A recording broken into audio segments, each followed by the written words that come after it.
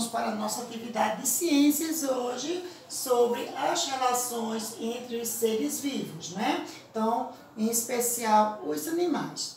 Aí vocês estão observando o que tem a ver o semáforo, o trânsito com os animais. Então, que deixou para trabalhar a parte do trânsito exatamente na aula de ciências, porque hoje tia vai falar um pouco sobre os perigos que os animais oferecem estando nas rodovias e estradas, né, por onde circulam tantos veículos transportando cargas e também pessoas no dia a dia, tá certo? E isso é muito visível, é muito fácil de ser visto no dia a dia.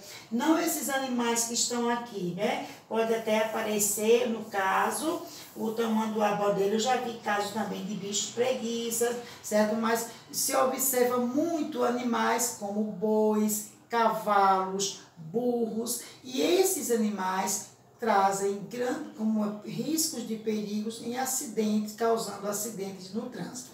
Então, para iniciar, vamos ouvir novamente aquela música sobre educação no trânsito com o Clubinho Salva Vidas, né? Como tia falou, desde terça-feira, esta semana nós estamos vivenciando essa musiquinha, por conta, no caso é uma paródia, né?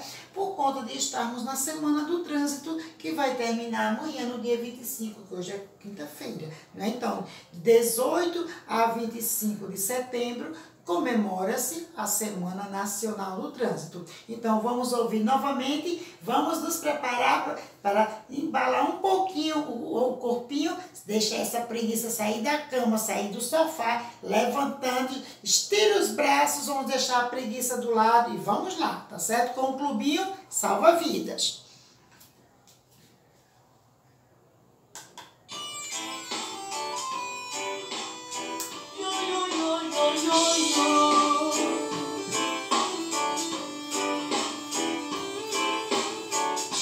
Eu fui atravessar o sinal e avancei, olhei para os dois lados, muitos carros eu cheguei. No meu tempo eles pararam e eu pude atravessar. Na faixa de pedestre, rapidinho caminhar.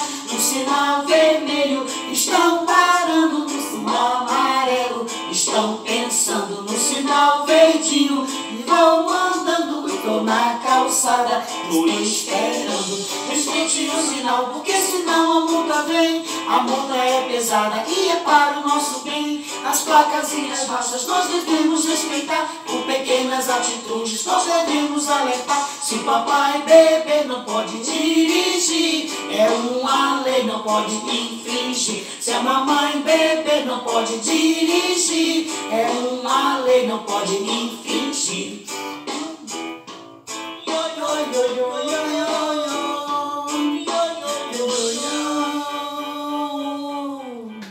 Certo? Ele é bem curtinha, é só para nós observarmos. Então, tem um trecho da letra que fala que devemos respeitar as placas de trânsito, né? Porque elas estão ali para o nosso bem, para nos orientar. Então, nós devemos ter atenção a essas dicas no trânsito.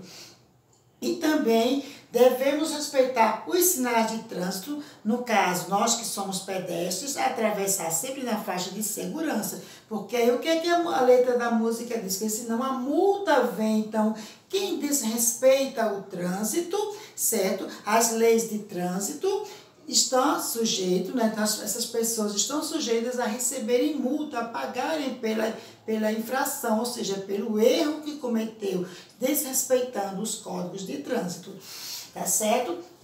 Então, essa semana do trânsito que termina amanhã, então nós estamos vivenciando exatamente o que é o trânsito, qual é a sua importância para a população e para o país, e os perigos que são oferecidos no trânsito no dia a dia, como hoje, que deixou na parte de ciências para falar sobre os animais, que realmente tem ocorrido vários acidentes nas rodovias, nas estradas, causadas por animais que são soltos. Os proprietários soltam esses animais para pastar nas rodovias e não tem a consciência de que aqueles animais estão correndo risco de vida também, porque os veículos que atropelam esses animais, eles tiram a morte, tiram a vida desses animais, que não têm noção de que ali estão correndo risco de morrer.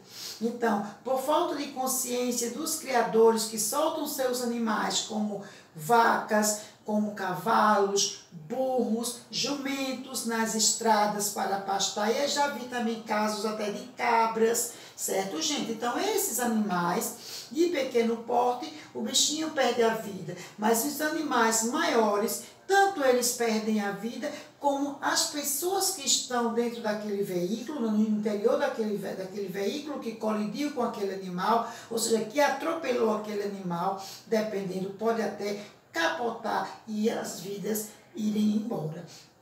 Principalmente no período da noite, que tem trechos nas rodovias que não tem luminosidade. Então, de repente, um animal atravessa a estrada, o motorista não tem como ver de longe para diminuir a velocidade e o impacto com o animal, se for um carro de pequeno porte, né, um veículo de pequeno porte, ele pode capotar. Se for um trecho que oferece perigo, como áreas de rampas, de montanhas, como, por exemplo, quando nós saímos daqui de Recife e com destino a Caruaru, tem ali aquele trecho da Serra das Russas, né, que é muito perigoso, com curvas e montanhas. Então, ali, se um veículo bater, ou seja, atropelar um animal ali, um veículo de pequeno porte, ele corre o risco de capotar, descer naquelas montanhas abaixo, e as vidas que estavam no interior daquele veículo ir embora, tá certo? Então, gente, animais na pista, nas rodovias, nas estradas, trazem muito perigo para o trânsito, certo? Então, já ocorreram bastante acidentes no trânsito causados por animais nas rodovias, por irresponsabilidade dos criadores, que os animais perdem a vida e as pessoas que estão no interior do veículo, que colidiu, que bateu, esbarrou atropelou aquele animal, também muitas vezes morrem, tá certo? Por falta de consciência. Então, os animais nas áreas no trânsito são causadores de perigo. Voltando, o que é trânsito? O Tia falou terça-feira. Trânsito é o movimento de pessoas, de veículos e de animais. Então, podemos também ver animais no trânsito, mas aqueles animais que estão servindo de meios de transporte. Eles servem como meios de transporte. Então, esses estão fazendo parte do trânsito, mas aqueles que estão soltos por ali, pastando ali, são um grande perigo para o trânsito, tá certo, gente? Então, nossa atividade de hoje sobre o trânsito é justamente falando a questão dos animais, o perigo que esses seres oferecem à população no trânsito, tá bom? Depois que já comentou a respeito do risco que os animais trazem ao trânsito. Então, agora vamos para nossa atividade sobre as relações entre os seres vivos, em especial os animais. Então, na última aula que nós tivemos de ciências sobre os animais, nós vivenciamos a questão das cadeias alimentares, né, que formam as teias, que são ligações entre os animais e sua alimentação. Então, primeiro, quem está lembrado do que é uma cadeia alimentar? Uma cadeia alimentar consiste em um percurso de matérias e energia. Como esse percurso? Onde um ser serve de alimento para o outro, iniciando com os seres produtores, que são os vegetais, e os seres consumidores, primários, secundários, terciários, e assim sucessivamente, terminando nos decompositores, que decompõem aqueles restos dos seres que morreram, certo? No caso, são as bactérias, são os fungos, enfim, certo? Então, dentro nessa relação entre os animais e e o ambiente, né, em busca da sua alimentação, certo? Existem estratégias entre presas e predadores, certo? Então, as presas têm as suas estratégias para fugirem dos predadores e os predadores também, entre eles também existem as suas estratégias para capturar, para enganar as presas e assim eles terem acesso. É um assunto que eu não gosto muito, minha gente, de falar, porque eu não suporto animal predador. Então, chega, me sinto mal, mas a gente tem que comentar, né? Então, ainda bem que aqui não tem nenhum animal carnívoro, que selecionou, tem aqui o tamanduá, mas o tamanduá se alimenta de formiga, né? Então, isso ocorre mais com os animais, com os leões, com os tigres, onças, né, hienas, enfim, esses animais que devoram outros animais, ou seja, que são carnívoros. Então, na cadeia alimentar, os seres produtores são os vegetais, porque eles são capazes de, por si só, produzirem o seu próprio alimento. Então, eles não necessitam de outro ser vivo para se alimentar, desde que tenham a luz solar, água e os sais minerais que eles retiram do solo. Então, eles são capazes de produzir o seu próprio alimento e assim se nutrirem. E servem de alimento para os animais herbívoros. Os animais herbívoros são chamados, no caso, são chamados de consumidores primários. O animal que se alimenta do animal herbívoro, no caso carnívoro, é chamado de consumidor secundário. O animal que se alimenta de um animal carnívoro, que se alimentou de um herbívoro, consumidor terciário e assim por diante.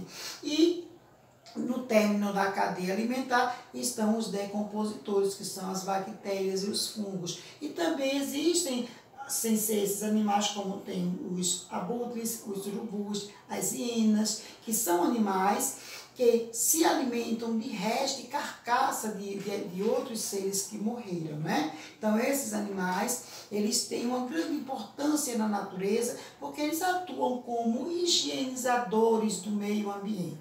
Imaginemos nós, se não existissem esses animais que decompusessem os restos de outros que morrem. Então, animais de grande porte, né, como o caso de um elefante, uma girafa, quanto tempo passaria na superfície da Terra para que fosse decomposto, para que o seu corpo fosse decomposto? Então, para isso existem esses animais que a gente tem nojo, porque se alimentam de carnes apodrecidas, mas eles têm uma função na natureza. Eles atuam como higienizadores, como limpadores do meio ambiente. Então, todos eles têm uma importância. Então, a questão da cadeia alimentar tem como função controlar a quantidade de espécies de animais e de vegetais. Então, se os vegetais são úteis na alimentação de determinados animais e determinados animais são úteis na alimentação de outros, isso faz com que a natureza controle a quantidade de animais e vegetais que existe no universo, tá certo?